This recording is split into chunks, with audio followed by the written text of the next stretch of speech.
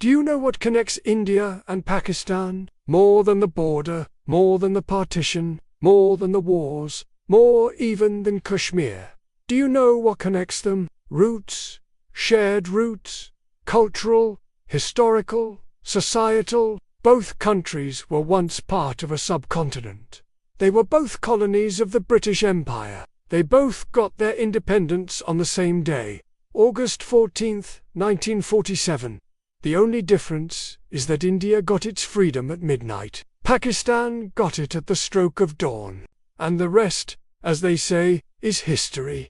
A history of mistrust, terrorism, targeted killings, cross-border incursions, and of course, wars. 3 full-scale wars and countless border incursions. The last one was in February 2019 when India conducted airstrikes against a gem camp in Pakistan responded with a strike of its own. A lot of noise, a lot of chest thumping, but little else. Today, the two neighbors are once again at the edge of something dangerous. Recently, India claimed a terrorist attack took place deep within its territory, an attack allegedly orchestrated from across the border, Pakistan. But India never presented any concrete proof.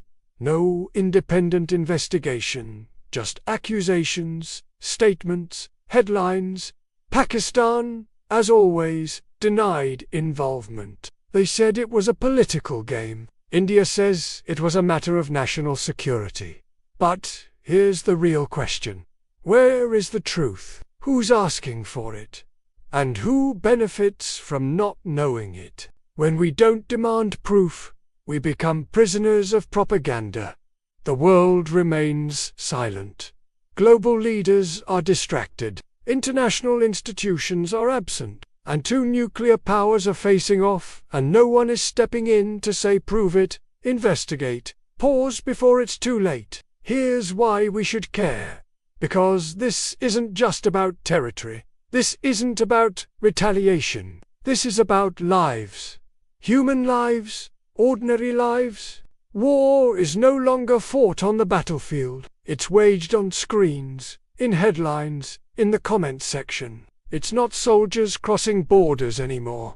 It's narratives crossing minds. And while leaders throw around words like justice, sovereignty, and strength, it's the farmer who hears the first explosion, the schoolgirl who loses her classroom, the mother who buries her child. Do they get justice? Do they care for sovereignty? Do they feel strength? No.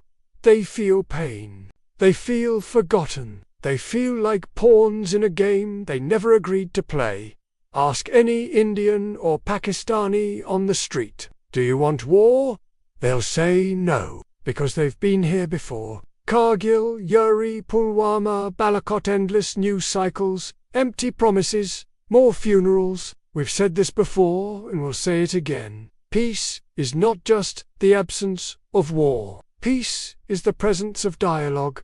Peace is accountability. Peace is truth. But when that truth is buried under election campaigns, when it's silenced by angry anchors, when it's twisted by social media echo chambers, what kind of peace are we left with? One that is fragile, artificial, waiting to break, and that's the real tragedy. Not the conflict itself, but the fact that conflict has become normalized.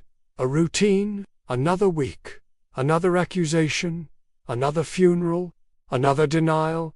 And who profits? News channels with higher ratings, weapons manufacturers with higher stocks, politicians with higher approval. But the common man, he profits nothing. He pays everything. We must ask uncomfortable questions, because silence is no longer neutral, it's dangerous. How did attackers cross 400 kilometers unnoticed? Where is the evidence?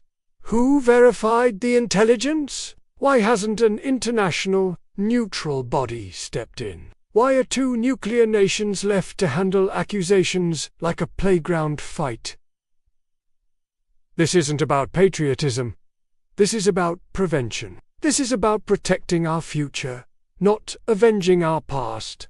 Patriotism isn't blind obedience. It's asking the hard questions to protect your country from its own mistakes. India and Pakistan share more than a border. They share food, language, music, DNA. The enemy is not the person across the fence. The enemy is the lie that tells you they are. We are not born hating. We are taught to. But anything taught can be untaught, and it starts with you watching this, listening, questioning. You don't have to pick a side. You just have to choose the truth. Because when you do, you'll stop being a spectator and start being a voice. A voice for peace. A voice for the people. A voice that says, enough of the games, enough of the slogans, enough of the suffering. Let us not wait for another attack. Let us not wait for another war. Let us demand investigation before escalation. Facts before fear.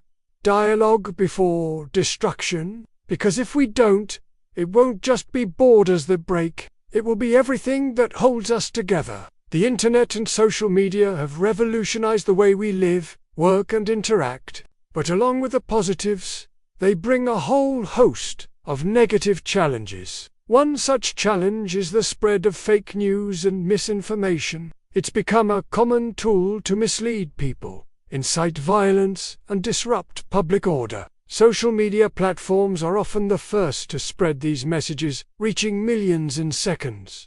But how many of these messages are actually true? Most are fake. They are designed to mislead, to provoke, and to polarize. Now, how do we tackle this menace? 1. Verify before you share. Don't believe everything you see or read online. Check the source, cross-check with other publications and fact-checking websites, and most importantly, don't spread hate or prejudice. Be responsible. That's the need of the hour. Fact-check, verify, and only then decide what you want to believe and what you want to share. Remember, in the age of social media, we all are responsible for what goes viral. Hello and welcome. This is Gravitas Plus. I'm the host. Somewhere in the heart of London lived a man named Mohammed M. By day, he worked in finance. By night, he dreamed of home, of the life he left behind in Kuwait. Then one day, everything changed. Mwazi found himself trapped in a cage, locked in a room. His captors, the British authorities, his crime, plotting to travel to Iraq and join ISIS. Soon, Mwazi became infamous as Jihadi John, the face of ISIS brutality. And his story wasn't unique. Thousands of Muslims around the world faced similar fates, victims of a so-called war on terror. Enter Qasim, a young filmmaker from Jordan. Like many, Qasim had his own demons, a troubled childhood, failed relationships, and substance abuse. But filmmaking gave him purpose. It allowed him to pour his soul onto the screen. Yet, despite his talent, Qasim struggled with self-doubt and mental health issues. So when ISIS emerged, promising a new world order, he saw a chance at belonging. Karim pledged his allegiance to the group and soon found himself in Syria, working on ISIS propaganda films, including one featuring Mohammed. Meanwhile, thousands of miles away, a young journalist named Annabelle visited Syria to document the horrors of the civil war. She witnessed firsthand the brutality of the conflict and the human cost of extremism. It was a harrowing experience, but also a defining moment in her career. For Annabelle, journalism was more than a profession. It was a calling. She believed in the power of words to shape the world, and she used that power to expose the darkest corners of the war on terror. These three individuals, Mohammed, Qasim, and Annabelle, represent three distinct perspectives on the global war on terror. Mohammed, the victim, caught in the crossfire of conflicting ideologies.